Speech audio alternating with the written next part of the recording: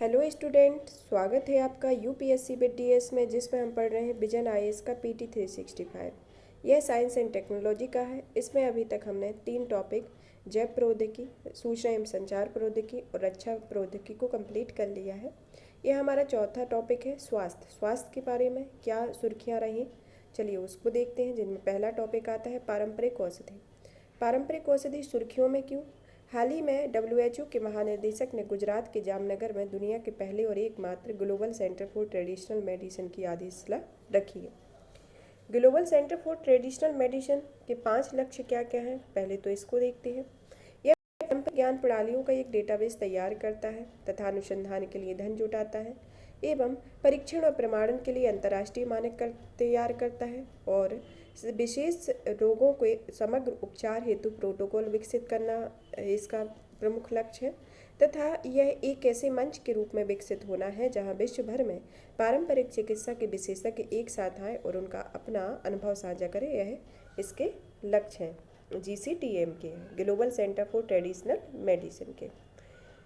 अब देखते हैं पारंपरिक औषधि के बारे में। पारंपरिक औषधि की परिभाषा क्या है? पारंपरिक औषधि विश्व व्यापार संगठन के अनुसार पारंपरिक औषधि विभिन्न संस्कृतियों के लिए स्वदेशी सिद्धांतों, आस्थाओं और अनुभवों पर आधारित ज्ञान, कौशल और चिकित्सा का कुल योग होता है। साथ ही शारीरिक और मानसिक बीमारी की रोकथाम, निदान, सुधार और उपचार में भी उन्हें उपयोग किया जाता है। पूरक चिकित्सा या वैकल्पिक चिकित्सा पर स्वास्थ्य देखभाल प्रथाओं के लिए एक व्यापक समूह को संदर्भित करते हैं जो उसे देश की अपनी परंपरा और प्राचीन चिकित्सा का हिस्सा नहीं होते और पूरी तरह से प्रमुख स्वास्थ्य देखभाल प्रणाली में एकीकृत होंगे। कुछ देशों में उनका पारंपरिक चिकित्सा के साथ परस्पर उपयोग किया जाता है। भारत की पारंपरिक और पूरक दवाओं को आयुष या आयुर्वेद, योग, यूनानी, सिद्ध और होम्योपैथी भी कहा जाता है। इसे आयुष मंत्रालय के द्वारा नियमित किया गया है, जिसे वो 2014 में गठित किया गया था तथा डब्ल्यूएचओ के अनुसार इसके 170 सदस्य देश होते हैं जिन्हें वर्ष 2018 में TNC पारंपरिक और पूरक दवाओं के उपयोग को मान्यता दी है। पारंपरिक और पूरक दवाओं के संबंध में आयुष प्रणाली को बढ़ावा देने हेतु भारत की क्या क्या पहले है? पहली तो है राष्ट्रीय आयुष मिशन, दूसरी है चिकित्सा मूल्य यात्रा के लिए चैंपियन सेवा क्षेत्र योजना, तीसरी आयुष निर्यात संवर्धन परिषद और चौथी आयुष स्वास्थ्य योजना और पांचवी आयुष सूचना प्रकोष्ठ की अनेक देशों में स्थापना आयुष प्रणाली के बारे में प्रामाणिक जानकारी प्रसारित करने के लिए की गई है। अब संबंधित सुर्खियां क्या रही है? आयुष मंत्रालय तथा भारतीय खाद्य संरक्षा या मानक प्राधिकरण ने आयुर्वेद आहार उत्पादों के लिए विनिमय तैयार किए हैं। आयुर्वेद आहार विनिमय निम्नलिखित उद्देश्यों के लिए तैयार किए जाते हैं, जिसमें पहला है गुणवत्ता वाले आयुर्वेदिक खाद्य उत्पादों का निर्माण सुनिश्चित करना, दूसरा मेक इन इंडिया उत्पादों के लिए अंतर्राष्ट्रीय बाजार का विस्तार करने में मदद करना और तीसरा आयुष प्रणाली के संरक्षक के लिए भारत की वैश्विक स्थिति को मजबूत करना आदि होता है। इसके प्रमुख 3 उद्देश्य हैं? कौन कौन से हैं? गुणवत्ता वाले आयुर्वेदिक खाद्य उत्पादों का निर्माण, दूसरा मेक इन इंडिया उत्पादों के लिए अंतर्राष्ट्रीय बाजार और तीसरा आयुष प्रणाली के संरक्षक के रूप में भारत की वैश्विक स्थिति। इस विनिमय की प्रमुख विशेषताएं कौन कौन सी हैं? इसकी विशेषताओं में पहला आता है आयुर्वेदिक आहार उत्पादों के निर्माण और विपणन में उन सख्त खाद्य सुरक्षा और मानक विनिमय 2022 के नियमों का पालन करना होगा। आयुर्वेदिक आहार के लिए पूर्व अनुमोदन की आवश्यकता होगी और यह अनुमोदन खाद्य सुरक्षा और मानक विनिमय 2017 के अनुसार होगा।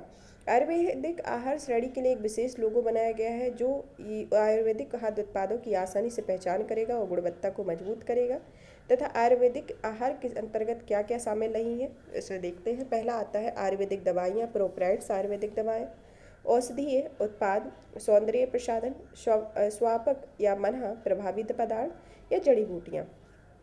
इसके अंतर्गत ये आयुर्वेदिक आहार में यह 5 चीज़ें शामिल नहीं हैं। अब आता है कैबिनेट ने पारंपरिक ज्ञान डिजिटल लाइब्रेरी तक पहुंच बढ़ाने को मंजूरी दी है और पारंपरिक ज्ञान डिजिटल लाइब्रेरी अब तक खोज और परीक्षण के उद्देश्यों के लिए इस लाइब्रेरी की संपूर्ण डेटाबेस तक दुनिया भर में केवल 14 पेटेंट कार्यालयों को ही पहुंच प्राप्त थी। ट्रेडिशनल नॉलेज डिजिटल लाइब्रेरी के बारे में इस लाइब्रेरी को 2001 में स्थापित किया गया था, जो भारतीय पारंपरिक ज्ञान का एक डेटाबेस होता है। पारंपरिक ज्ञान यह विश्व में अपनी तरह का एक पहला डेटाबेस है जो विज्ञान और औद्योगिक अनुसंधान परिषद CSIR तथा आयुष मंत्रालय ने स्थापित किया है। इसके अंतर्गत आयुर्वेदिक, यूनानी, सिद्ध, सोवा रिगपा और योग से संबंधित जानकारियाँ 5 अंतर्राष्ट्रीय भाषाओं अंग्रेजी, जर्मन, फ्रेंच, जापानी और स्पेनिश में उपलब्ध है। यह पेटेंट के माध्यम से दुनिया भर में भारत के पारंपरिक औषधीय ज्ञान के दुरुपयोग को रोकने का प्रयास करती है।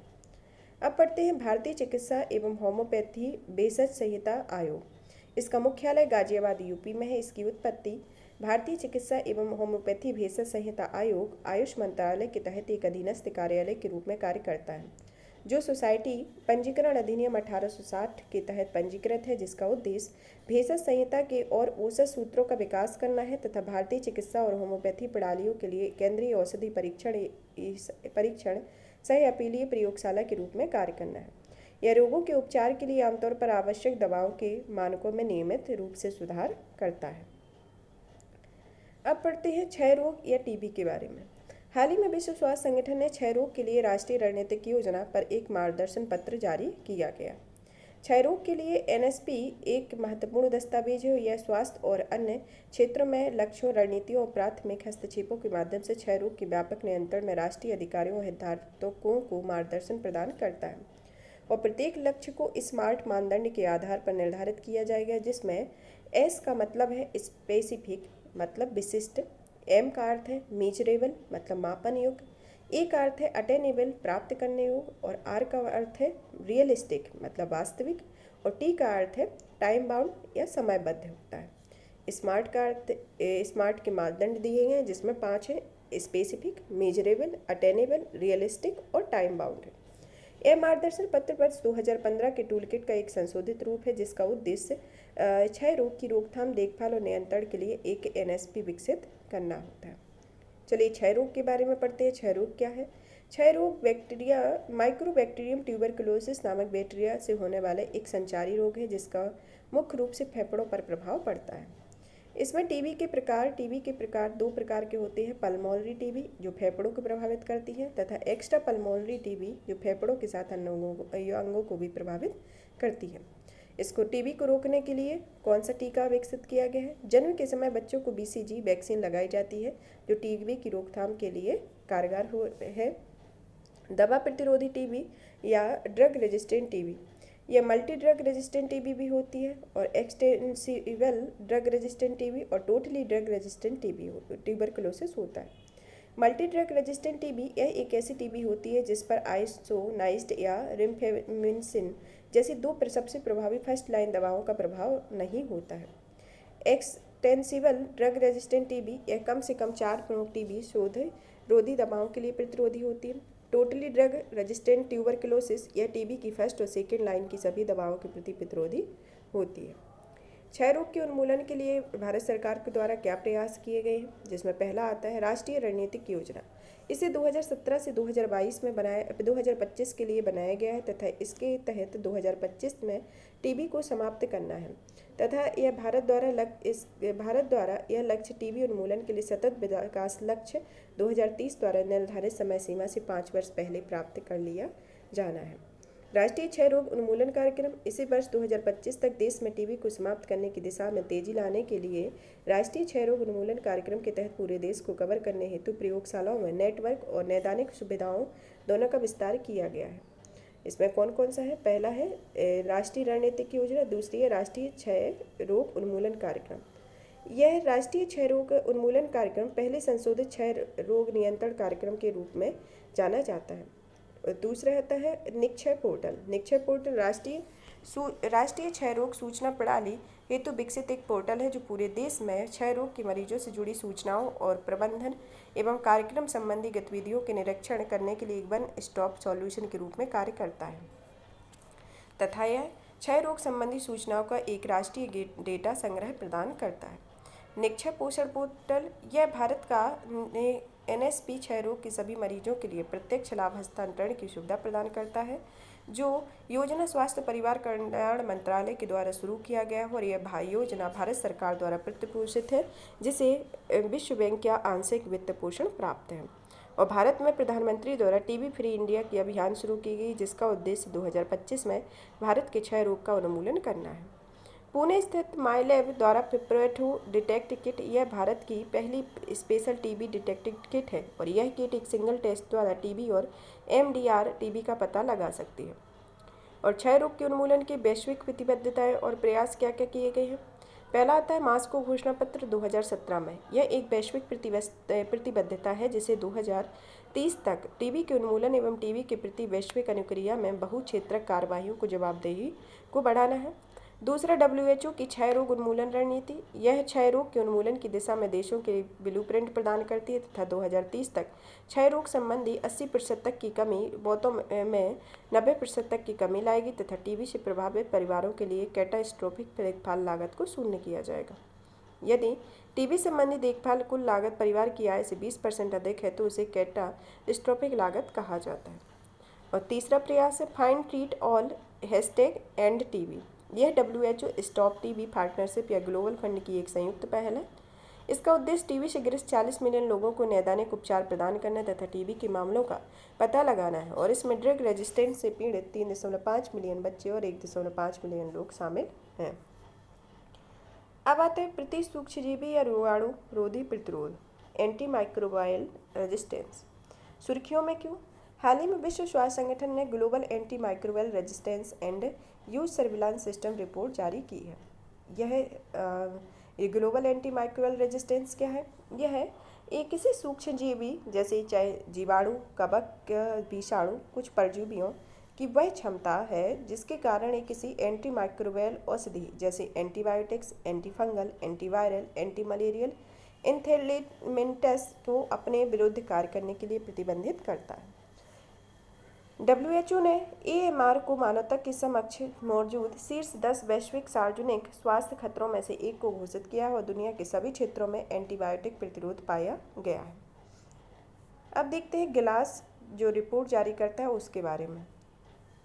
Global anti microbial resistance and use surveillance system गिलास का उद्देश्य देशों द्वारा AMR डेटा के संग्रहण, विश्लेषण और साझा करने के लिए मानकीकृत दृष्टिकोण प्रदान करना तथा 2022 की गिलास रिपोर्ट में पहली बार राष्ट्रीय स्तर पर एंटीबायोटिक के उपभोग के आंकड़े शामिल किए गए हैं तथा इसके अंतर्गत शामिल संक्रमण और रोगजनक के प्रकार कौन कौन से हैं। पहला गिलास में शामिल रोगजनक हैं acinetobacter, SPP, E coli, klebsiella, pneumoniae, neisseria gonorrhoeae, salmonella, SPP, shigella, SPP और स्टेफिलोकोकस ओरियल और स्टेफिलोकोकस न्यूमोनिया है।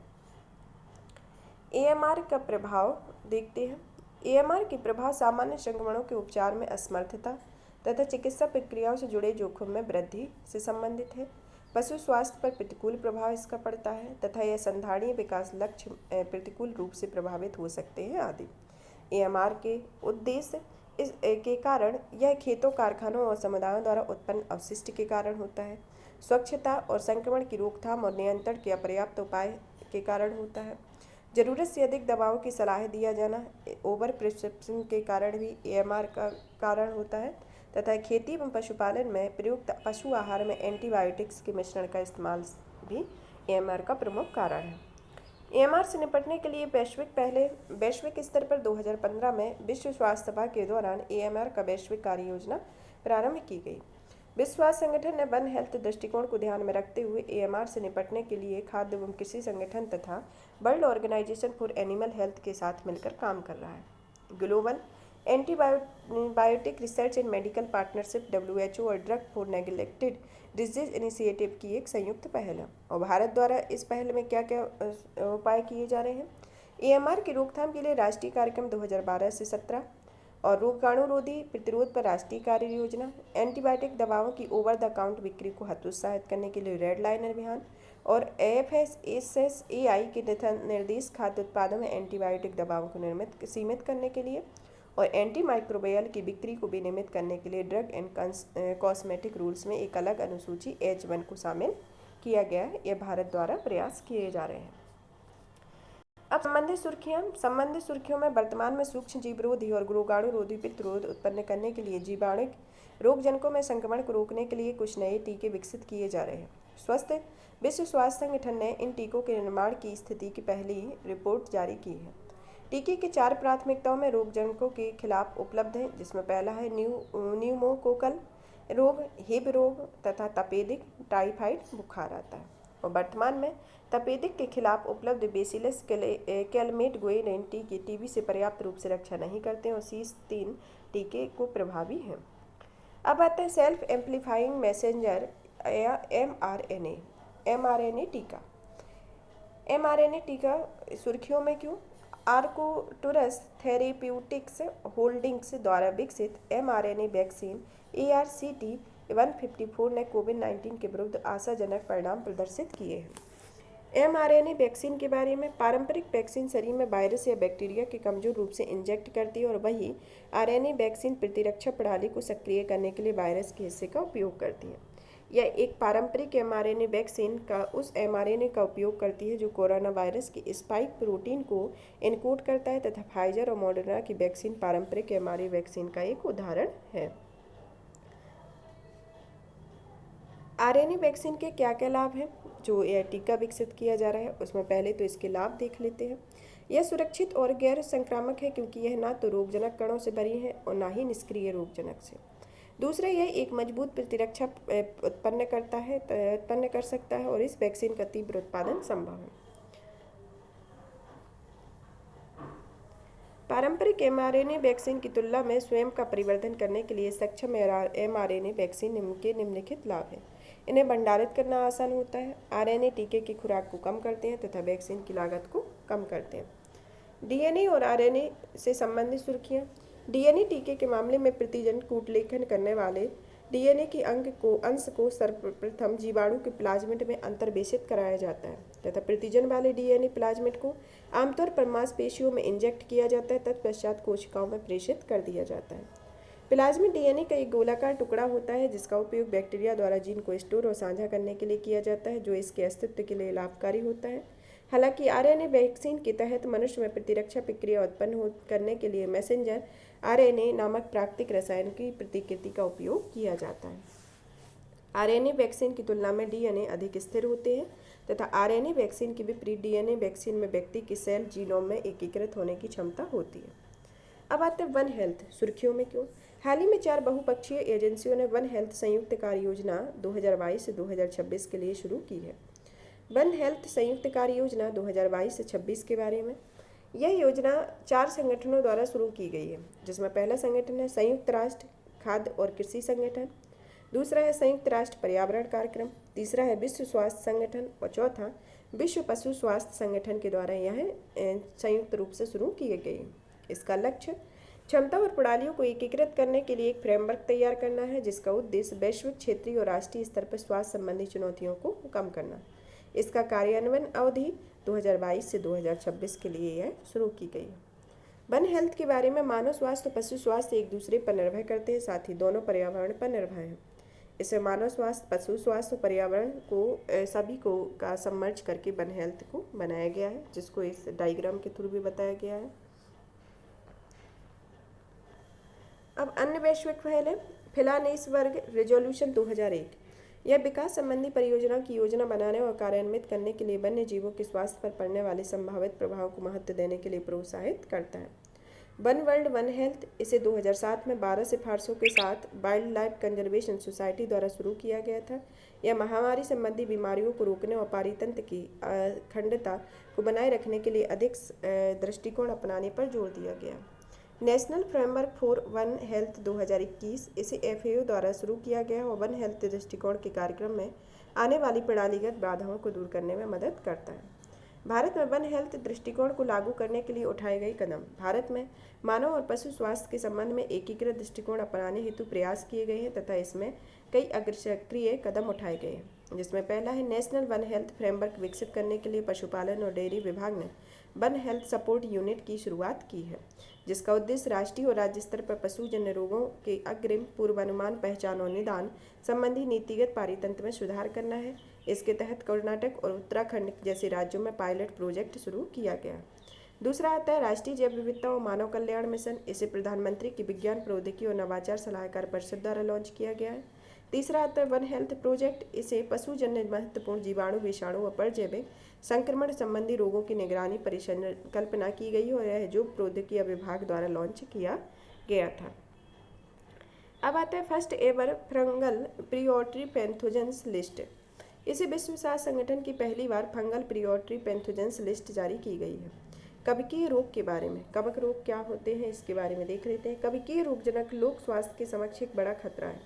अधिकांश कवकीय रोगजनकों के लिए तीव्र संवेदनशील और किफायती और उपचार तंत्र की कमी होती है। इसके अलावा वर्तमान में कवक रोधी दवाओं में केवल 4 वर्ग एजोल्स, एकाइनोकेंडिन्स, पैरामिडीन तथा पॉलिनेस ही उपलब्ध है। आज दुनिया भर में कवक जनित रोगों के मामलों और भौगोलिक सीमा का विस्तार हो रहा है और इस विस्तार को ग्लोबल वार्मिंग और अंतर्राष्ट्रीय यात्रा और व्यापार में वृद्धि है। फंगल प्रियोरिटी पैथोजेंस लिस्ट के बारे में यह क्या होती है? यह 19 कवकों को शामिल किया गया है, जिनमें कवकों को गंभीर, उच्च और मध्यम प्राथमिकता वाले कवकों के रूप में वर्गीकृत किया गया है। कवकीय रोगजनकों की सूची, जिसमें गंभीर समूह में आते हैं cryptococcus, neoformans, candida auris, aspergillus fumigatus और कैकिडा अल्बिकन्स आता है।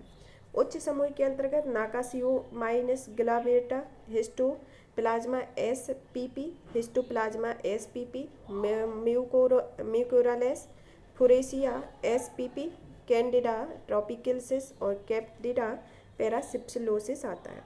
मध्यम समूह के अंतर्गत scedosporium SPP, lomentospora prolificans, coccidioides SPP, pichia kudriavzevii, cryptococcus gattii और टेरालोमाइसिस मार्नोफी और न्यूरोमोसिस्ट जीरोबेसी और पैराकोकिडायोट्स एसपीपी आता है। इसमें जो टोटल 19 कवक हैं, जिनमें गंभीर समूह में 4 आते हैं, उच्च समूह में आते हैं 7 और मध्यम समूह में आते हैं 8। अब आता है खाद्य सुरक्षा के बारे में। खाद्य सुरक्षा सुर्खियों में क्यों? भारतीय खाद्य सुरक्षा और मानक प्राधिकरण ने राज्य खाद्य सुरक्षा सूचकांक 2021-22 जारी किया है। इस सूचकांक की मानदंड क्या क्या है? पहले मानदंड देखते हैं। मानदंड में पहला आता है उपभोक्ता सशक्तिकरण, जिसका भारांश 20% है। प्रशिक्षण और क्षमता, जिसका भारांश 10% है। खाद्य की जांच करने के लिए अवसंरचना और निगरानी, जिसका भारांश 20% है। तथा राष्ट्रीय परीक्षण अंशशोधन प्रयोगशाला प्रत्यानयन बोर्ड और प्रत्यानयन प्रयोगशाला मोबाइल फूड लैब और इंडियन फूड लेबोरेटरी नेटवर्क का पंजीकरण इसके अंतर्गत आता है। अनुपालन में भारांश 30% है और मानव संसाधन और संस्थागत आंकड़ों में 20% है। इसमें सर्वाधिक भारांश 30% अनुपालन में है और प्रशिक्षण और क्षमता निर्माण में सबसे कम भारांश है। SFSI के बारे में, यह पहली बार 1819 में जारी किया गया है। इसे प्रत्येक वर्ष जारी किया जाता है। इस सूचकांक का उद्देश्य राज्यों और केंद्र शासित प्रदेशों को अपने अधिकार क्षेत्र में एक उचित खाद्य सुरक्षा पारिस्थितिक तंत्र को स्थापित करने में प्रोत्साहित करना है तथा राष्ट्रीय खाद्य सुरक्षा 2021-22 के निष्कर्ष में बड़े राज्यों में तमिलनाडु पहले नंबर पर, फिर उसके बाद गुजरात और महाराष्ट्र आते हैं। छोटे राज्यों में गोवा पहले स्थान पर, उसके बाद मणिपुर और सिक्किम आते हैं और तीसरे स्थान पर केंद्र शासित प्रदेशों में जम्मू कश्मीर पहले स्थान पर, उसके बाद दिल्ली और चंडीगढ़ आते हैं। कौन सा राज्य? तमिलनाडु सबसे पहले नंबर पर बड़े राज्यों में, सबसे छोटे नंबर पर गोवा और केंद्र शासित प्रदेश में जम्मू कश्मीर। राष्ट्रीय खाद्य सुरक्षा और मानक प्राधिकरण, इसके बारे में इसे स्वास्थ्य और परिवार कल्याण मंत्रालय के प्रशासनिक नियंत्रण के अधीन स्थापित किया गया है, जिसका लक्ष्य मानव उपभोग के लिए सुरक्षित भोजन सुनिश्चित करने हेतु खाद्य पदार्थों के लिए एक विज्ञान आधारित मानक को निर्धारित करना है। इससे संबंधित कानून खाद्य सुरक्षा और मानक अधिनियम 2006 है, जिसका मुख्यालय नई दिल्ली में है। अब आता है राइस फोर्टिफिकेशन। राइस फोर्टिफिकेशन के बारे में, हाल ही में खाद्य और सार्वजनिक वितरण विभाग ने राइस फोर्टिफिकेशन के कार्यान्वयन की दिशा में वांछित गुणवत्ता मानकों को बनाए रखने के लिए मानक संचालन प्रक्रिया जारी की है। SOP के बारे में या मानक संचालन प्रक्रिया के बारे में, जिसका उद्देश्य कुपोषण, एनीमिया और सूक्ष्म पोषक तत्वों की कमियों को दूर करना है। इसका संक्षिप्त विवरण में कि चावल के मिल उत्पादित चावल के लिए खाद्य सुरक्षा और मानक विनिमय 2011 के अनुसार चावल संबंधी विनिर्देशों को अनुपालन को अनिवार्य बनाया गया है।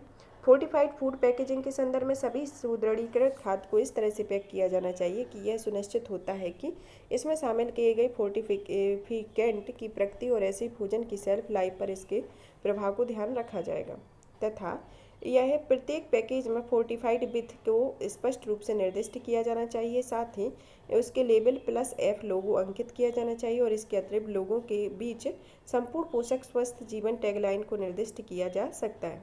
आयरन युक्त खाद्य के प्रयोग पैकेज में थैलेसीमिया से पीड़ित लोग इसे चिकित्सीय जांच के बाद उपयोग करें और जैसे चेतावनी को निर्दिष्ट किया जाना चाहिए। फूड फोर्टिफिकेशन प्रोग्राम में FSSAI की भूमिका। इसमें कई विनियमों के माध्यम से चावल सहित फोर्टिफाइड खाद्य पदार्थों हेतु मानकों को अधिसूचित हो किया है।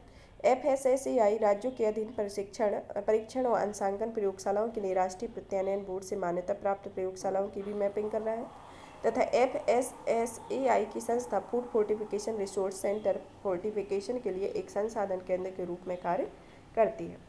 फूड फोर्टिफिकेशन क्या है? सुदृढ़ीकरण से आशय आहार खाद्य पदार्थों में आवश्यक सूक्ष्म पोषक तत्वों की मात्रा को स्वोद्देश्य बढ़ाने के लिए किया गया है, जिसका उद्देश्य भोजन के पोषण की गुणवत्ता में सुधार करना तथा स्वास्थ्य के समक्ष न्यूनतम जोखिम के साथ लोक स्वास्थ्य का लाभ प्रदान करना है।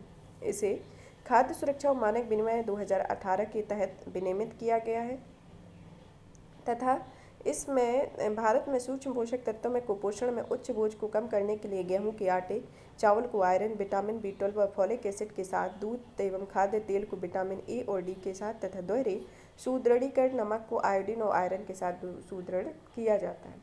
राइस फोर्टिफिकेशन या चावल सुदृढ़ीकरण के बारे में। राइस फोर्टिफिकेशन वस्तुतः चावल में आयरन, फॉलिक एसिड और विटामिन B12 जैसे सूक्ष्म पोषक तत्वों को बढ़ाने की प्रक्रिया को संदर्भित करता है। सुदृढ़ीकृत की स्थिति में चावल में खाद्य सुरक्षा मानक विनिमय 2018 द्वारा भी निर्दिष्ट किए गए स्तरों के अनुसार अनिवार्य सूक्ष्म पोषक जिनमें आयरन, फॉलिक एसिड और विटामिन B12 आता है। वैकल्पिक घटक के अंतर्गत जस्ता, vitamin A, thymine, riboflavin, niacin, pyridoxine शामिल होने चाहिए तथा FSSAI के मानदंड के अनुसार 1 किलो फोर्टिफाइड चावल में आयरन की मात्रा 28 से 42.5 मिलीग्राम होनी चाहिए। फॉलिक एसिड की मात्रा 75 से 125 माइक्रोग्राम होनी चाहिए और विटामिन B12 की मात्रा 0.75 से 1.25 माइक्रोग्राम होनी चाहिए।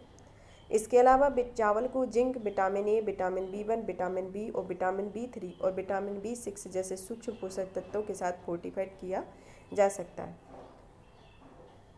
तथा यह नियमित चावल में सूक्ष्म पोषक तत्वों को शामिल करने के लिए डस्टिंग, कोडिंग, एस्ट्रोजन जैसी विभिन्न तकनीकों का उपयोग किया जाता है। डस्टिंग टेक्निक या सुदृढ़ीकरण हेतु प्रयोग की जाने वाली एक तकनीक होती है जिसमें इलेक्ट्रोस्टैटिक बल का उपयोग करके चावल के दानों की सतह पर सूक्ष्म पोषक तत्वों को समाहित किया जाता है। कोडिंग एवं एस्ट्रोजन टेक्निक यह 2 चरणों वाली प्रक्रिया होती है। इसके तहत कोडिंग और एस्ट्रोजन तकनीक का उपयोग कर सुदृढ़ीकृत चावल के दाने तैयार किए जाते हैं। तदुपरांत सुदृढ़ीकृत दानों को 0.5 से 2% के अनुपात में गैर सुदृढ़ीकृत चावल के साथ मिश्रित किया जाता है। ध्यातव्य है कि चावल को एस्ट्रोजन टेक्निक का उपयोग करके सुदृढ़ीकृत किया जाता है। इस तकनीक में पिसे हुए चावल को चूर्णित किया जाता है तथा विटामिन और खनिजों वाले पूरे मिश्रण के साथ मिलाया जाता है। FRQ को पारंपरिक चावल में 1:50 से 1:200 के अनुपात में मिलाया जाता है। राइस फोर्टिफिकेशन के लाभ। यह लागत प्रभावी तरीके से कुपोषण और एनीमिया से लड़ने में मदद करते हैं तथा यह कैटनिक, गोइटर तथा थायरोटॉक्सिस और मस्तिष्क क्षति को रोकने में मदद करते हैं तथा भ्रूण और नवजात स्वास्थ्य के लिए में भी सुधार करते हैं। ये इसके प्रमुख लाभ हैं। अब आता है oral rehydration solution, ORS, oral rehydration solution. हाल ही में डॉक्टर दिलीप महानवोलिस का निधन हो गया। इन्हें ओरल रिहाइड्रेशन सॉल्यूशन के विकास के लिए जाना जाता है। इन्होंने ही अतिसार के उचित व्यवहारिक और अल्पतात्कालीन इलाज के लिए इसका इस्तेमाल आरंभ किया था। इस सॉल्यूशन को आमतौर पर ORS के नाम से जाना जाता है। चलिए दिलीप महानवोलिस के बारे में पढ़ते हैं। इनके बारे में यह 1971 के बांग्लादेशी मुक्ति संग्राम के दौरान शरणार्थी शिविरों में काम करते हुए ORS की सहायता में कई लोगों की जान बचाई थी। इन्हें 2002 में डॉक्टर दिलीप महानवोलिस के साथ डॉक्टर नथानिएल F. पियर्स की कोलंबिया विश्वविद्यालय द्वारा पोलिन पुरस्कार से सम्मानित किया गया। पोलिन पुरस्कार को बाल चिकित्सा के क्षेत्र में नोबेल पुरस्कार माना जाता है। ORS क्या है? ORS एक इलेक्ट्रोलाइट्स या लवण और कार्बोहाइड्रेट चीनी के रूप में मिश्रण होता है। यह मिश्रण जल में घुलनशील होता है। इसका उपयोग गैस्ट्रोएंटेराइटिस, अतिसार, उल्टी के कारण होने वाले डिहाइड्रेशन के दौरान शरीर में लवण और जल की भरपाई करने के लिए किया जाता है। यह इलेक्ट्रोलाइट के रूप में पोटेशियम और सोडियम होते हैं। ये घटक जठरांत मार्ग के में द्रव के अवशोषण को अधिकतम कर देते हैं तथा इनका बेहतर परिचालन सोडियम ग्लूकोज को ट्रांसपोर्ट्स पर निर्भर करता है, या तो की कोशिकाओं में प्रोटीन को पहुंचाने में मदद करते हैं। इसके अलावा सोडियम के उचित अवशोषण हेतु ग्लूकोज की आवश्यकता होती है, इसलिए ओआरएस में ग्लूकोज और सोडियम दोनों होते हैं जो स्वास्थ्य के लिए लाभदायक होते हैं।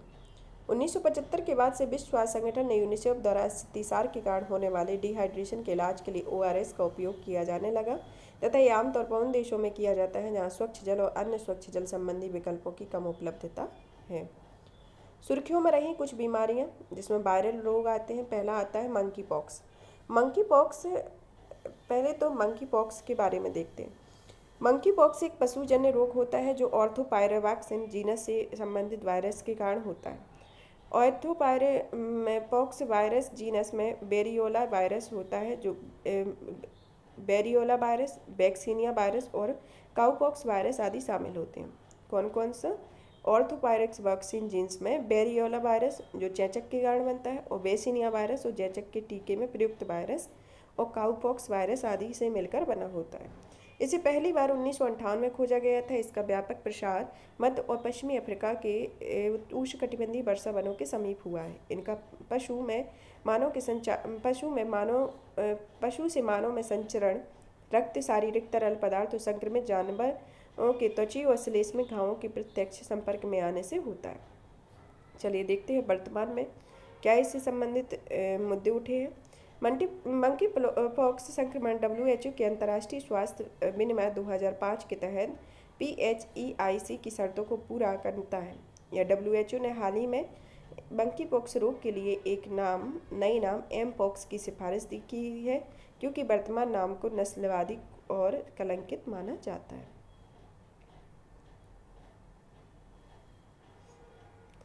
ह्यूमन पेपिलोमा वायरस यह देश की पहली क्वाड्रिलेटेरेड ह्यूमन पेपिलोमा वायरस वैक्सीन सर्विवेक को बाजार में बेचने की मंजूरी प्रदान कर दी है। इसे सीरम इंस्टीट्यूट ऑफ इंडिया के द्वारा विकसित किया गया है। यह एक यौन संचारित रोग होता है जो सर्वाइकल कैंसर का कारण बनता है। अब आता है एपस्टीन बायर वायरस। इसे वैज्ञानिकों ने पता चला है कि कैंसरकारी EBV मानव तंत्रिका तंत्र की कोशिकाओं को संक्रमित कर सकता है। इसे केंद्रीय तंत्रिका तंत्र का रोग और मस्तिष्क का कैंसर हो सकता है। इसका अध्ययन IIT इंदौर के वैज्ञानिकों ने fund for improvement of S&T infrastructure योजना के तहत विकसित किया गया है। यह वायरस मानव आबादी में व्यापक रूप से मौजूद है तथा यह आमतौर पर हानिकारक नहीं होता, लेकिन यह शरीर के अंदर कुछ सामान्य स्थितियां जैसे प्रतिरक्षा से जुड़े तनाव, इम्यूनोकॉम्पिटेंट अवस्था में पुनः सक्रिय हो जाता है। अब आता है ज़ॉम्बी वायरस परमाक्रास्ट या स्थायी तुषार में पिघलने के कारण ज़ॉम्बी वायरस नामक वायरस प्रकट होता है। इसका वैश्विक तापमान में वृद्धि का कारण बताया जा रहा है तथा इसे शोधकर्ताओं ने रूस के साइबेरिया क्षेत्र में परमाक्रास्ट से एकत्रित प्राचीन वायरस के नमूने की जांच द्वारा इसकी पुष्टि की थी तथा यह सबसे पुराना वायरस 48,500 साल पुराना है और इसे पेंडोरा वायरस या एडोमा नाम से जाना जाता है। पेंडोरा वायरस की खोज रूस के याकुटिया की यूकेची अलास में एक झील के तट के रूप में की गई थी। मार्बर्ग वायरस, यह घाना में मार्बर्ग वायरस रोग के पहले संदिग्ध मामले की सूचना दी है। यह एक अत्यधिक संक्रामक वायरल रक्तस्रावी बुखार है जिसमें 88% मृत्यु दर होती है तथा इससे जुड़ा पहला मामला वर्ष 1967 में जर्मनी की मार्बर्ग और फ्रैंकफर्ट में आया था। यह इबोला वायरस के कुल से संबंधित है तथा यह टेरोपोडेटेड कुल के फलाहारी चमगादड़ के इस रोग के प्रमुख वाहक हैं तथा यह रोग चमगादड़ों से फैलता है तथा वर्तमान में MBD के लिए कोई स्वीकृत टीका या एंटीवायरल उपचार उपलब्ध नहीं है। आता है अफ्रीकन स्वाइन फीवर। यह बिहार में से अफ्रीकन स्वाइन फीवर के मामले सामने आए हैं। यह अफ्रीकन स्वाइन फीवर एक संक्रामक और घातक वायरल है। यह सूअरों और जंगली सूअरों से प्रभावित है। इसमें 100% मृत्यु दर होती है और इसे रोग को भारत में पहली बार वर्ष 2019 में रिपोर्ट किया गया था और वर्तमान में इसका कोई टीका उपलब्ध नहीं है। Tomato flu fever. Tomato flu fever यह केरल, तमिलनाडु, हरियाणा और उड़ीसा राज्य में टोमेटो फ्लू के मामले दर्ज हुए।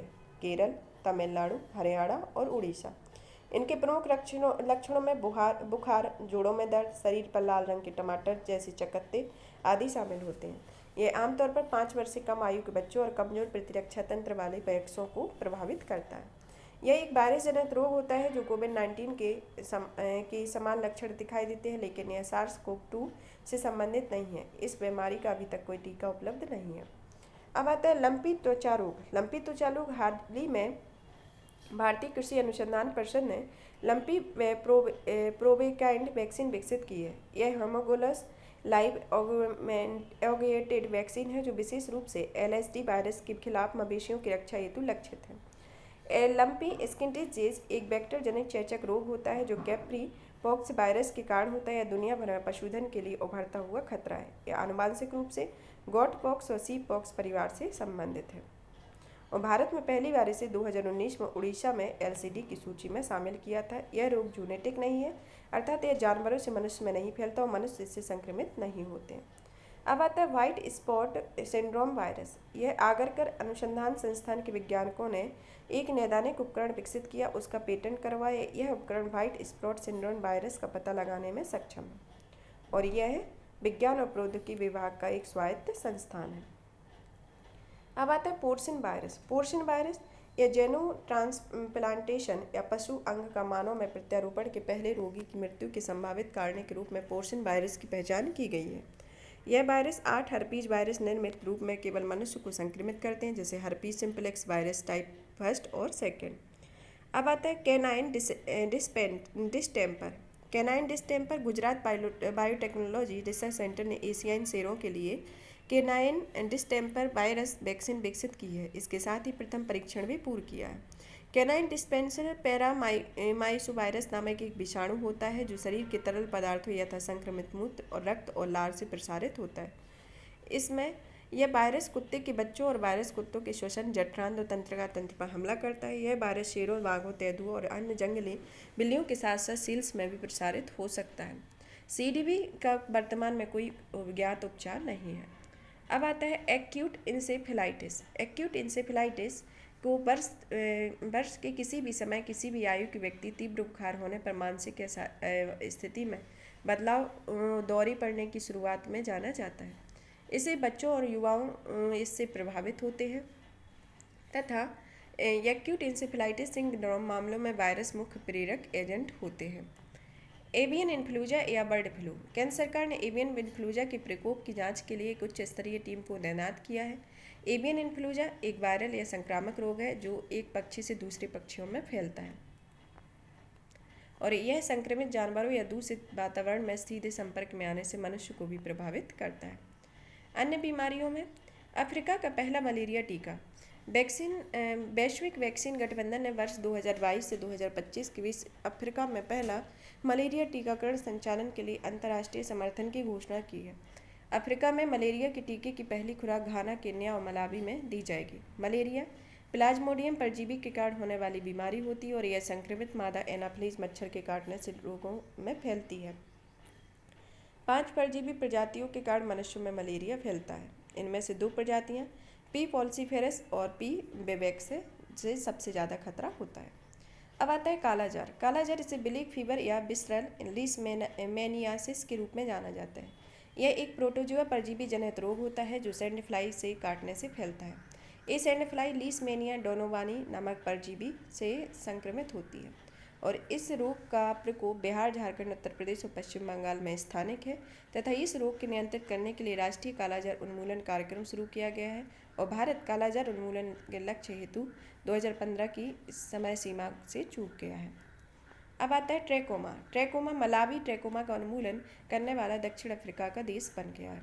भारत ने वर्ष 2017 में ट्रैकोमा का उन्मूलन कर लिया था तथा WHO के अनुसार सक्रिय ट्रैकोमा को उस स्थिति में समाप्त माना लिया जाता है जब 10 वर्ष से कम आयु के बच्चों को सक्रिय संक्रमण का प्रसार 5% से कम पाया जाता है। और ट्रैकोमा एक आँखों का संक्रमण होता है और यह क्लेमाइडिया ट्रैकोमैटिस नामक जीवाणु के कारण होता है जो एक संक्रामक रोग है। अब आता है मधुमेह। मधुमेह अमेरिका और कनाडा के बाद भारत में मधुमेह की दवा में संक्रमण का पहला मामला सामने आया है। मधुमेह एक लंबी बीमारी होती है, तब होती है जब अग्नाशय पर्याप्त मात्रा में इंसुलिन नामक हार्मोन का उत्पादन नहीं करता है। इंसुलिन रक्त में शर्करा की मात्रा को नियंत्रित करता है। यह इंसुलिन दो तरीके का होता है, टाइप 1 मधुमेह, टाइप 2 मधुमेह। टाइप 1 मधुमेह इंसुलिन पर निर्भर तथा किशोरावस्था से या बचपन से शुरू होती है। इसमें इंसुलिन का कम उत्पादन होता है तथा दैनिक रूप से इंसुलिन की आवश्यकता होती है। टाइप 2 मधुमेह के अंतर्गत इंसुलिन पर निर्भर नहीं होता और वयस्क आयु में शुरुआत होती है।